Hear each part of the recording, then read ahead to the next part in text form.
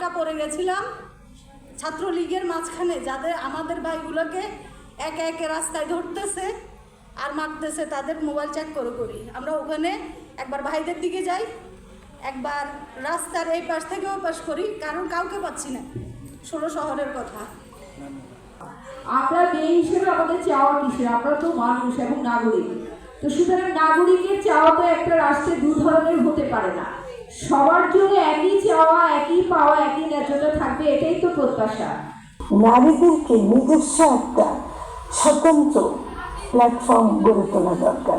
তারা যদি নিজেরা ঐক্যবদ্ধ থাকে, তারা সেখান থেকেই তাদের দাবি দেওয়াগুলো অন্যান্য ফোরামে তারা নিজেদের পেশ করবে।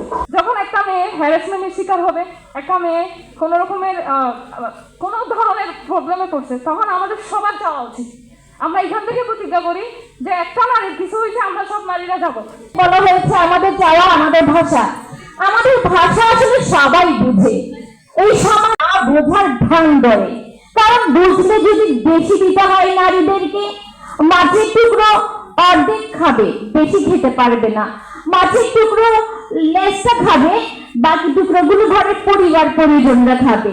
গণঅভ্যুত্থানের অংশগ্রহণকারী যে নারীরা ছিল, হোম মেকার, ডাক্তার, নার্স এবং শিক্ষার্থী, অর্থাৎ জুলাই গণঅভ্যুত্থানের স্পিরিটটাকে ধারণ করে যারা কাজ করে যাচ্ছিলেন এখনো পর্যন্ত, তারা আসলে কোথায় হারিয়ে যায় না।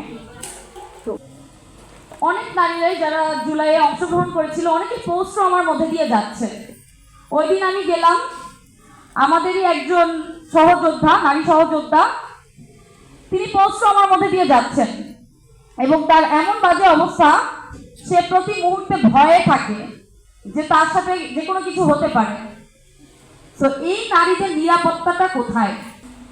আসলে জুলাই উইমেন্স নেটওয়ার্ক যে কাজটি নারীদের নিয়ে করে, আমরা জুলাই নেটওয়ার্ক সেই কাজ সবাইকে নিয়েই করতে চাই।